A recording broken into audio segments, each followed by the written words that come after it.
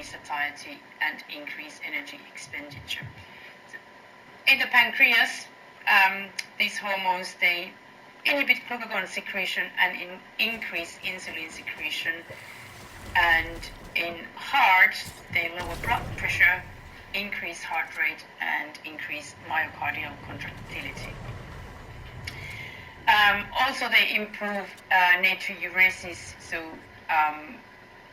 often in diabetes, you might be retaining some salt, which then leads to kind of also water retention along with that salt. So you get improved natriuresis.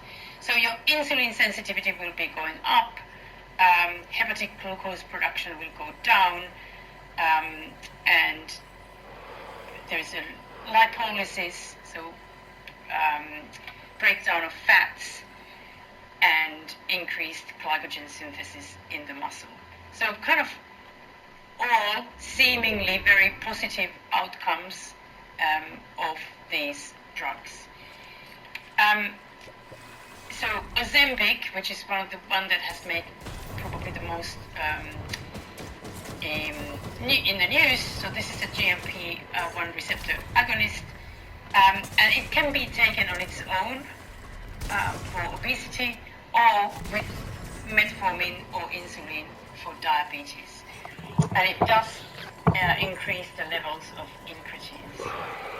If you're taking it as injection, that is taken once a week.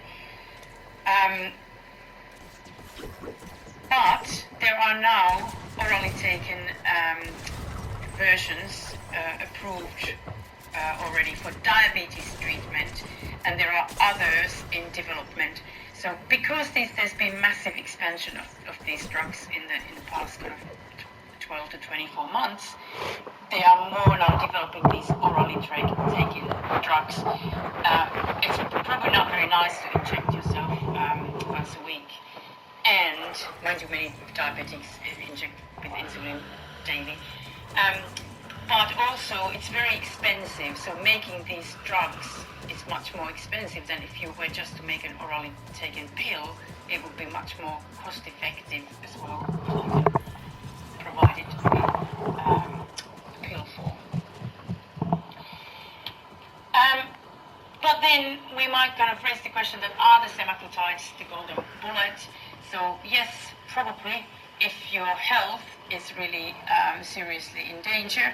So if you are seriously obese and you need to improve your kind of health, then of course, but you do need to have then other interventions as well, because as soon as you stop taking these medications, all the effects will go away.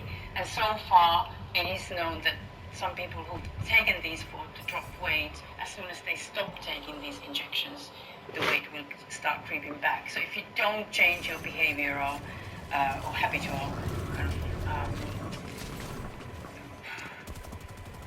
of your habits, that weight will come back.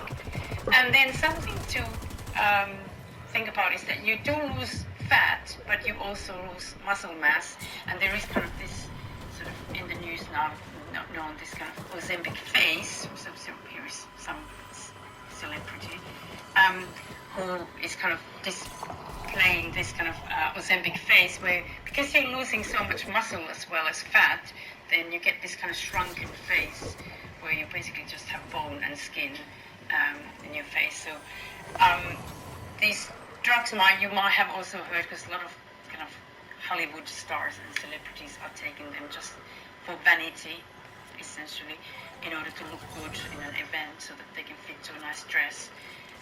So that's a kind of sidestep for these drugs. But yes, yeah, so they are not always taken for right purposes, but they can be very good if your health is seriously in danger. There are side effects, and these include nausea, vomiting, diarrhea, stomach pain, and constipation, so not very pleasant. I suppose that nausea will also impact in that you don't want to eat more, because if you're feeling nausea, you're probably not very hungry. So anyway, so that was about these drugs. I'm sorry, I'm taking very long now. I still have a slides about obesity and cardiovascular disease. I thought this would be the case. I'm just wondering whether I'm going to go these through very quickly. Nick is going to give you a whole lecture on cardiovascular disease, so I'm going to very quickly skim this. But there's an estimated 17.9 million people who died from cardiovascular diseases in 2019, so before COVID started, so representing nearly 1/3 of all global deaths. And if you think that obesity is the main cause of cardiovascular disease, now there's a strong link there. And so yes, the most important risk factors are unhealthy diet, physical inactivity, tobacco use, and harmful use of alcohol. And I'm sure Nick will talk more about all of these different diseases, so I'm not going to go into that. I'm just wanting to highlight here that in obesity, if you are accumulating fat in your heart, then of course you are compromising the function of that muscle. You are kind of the muscle cells, they won't be able to have that same kind of contractibility. There can be the valves may not be functioning so well, so you can get arrhythmias. This is mentioned kind of here more. So it's very often a cause of arrhythmias because the tissue, the cells aren't functioning properly due to fat accumulation. And these kind of the arrhythmias or atrial fibrillation, they can be the cause for kind of sudden cardiac death as well, or atrial fibrillation can be a cause for stroke as well. So very kind of important and serious link between obesity and cardiovascular health in here. So I think I am just gonna leave it there. I'm not gonna go more into deep. That's then for your information, you can read that. And when you have that lecture with Nick, you can then go back and look at these as well and put it into the context what you learned from Nick in his lecture. And I might just skip that as well, just mentioning that you can have obesity that is kind of metabolically healthy, provided your insulin sensitivity is still normal and you don't have that systemic inflammation. So then you have kind of normal risk for type 2 diabetes and cardiovascular disease. But as soon as you lose that insulin sensitivity and you have systemic inflammation, then you are increasing cardiovascular and type 2 diabetes risk. So I will leave you with that, just to remind you that even a small reduction, here I've cited 3%, I think in the previous slide it was 5 to 15%, reduction in obesity can have a dramatic impact in your health outcome. So it is kind of serious issue, but can be also dealt with. I have here some further reading, so just basic textbooks for very general, and then some of the journal articles that I've used, and then the websites that I've used for information sources for anyone who is interested.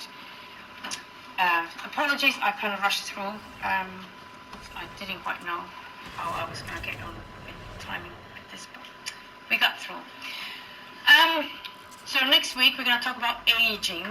Not very relevant for you guys now, but maybe you want to learn something so that you can look after yourself in the future. I wish you a good weekend and see you next week.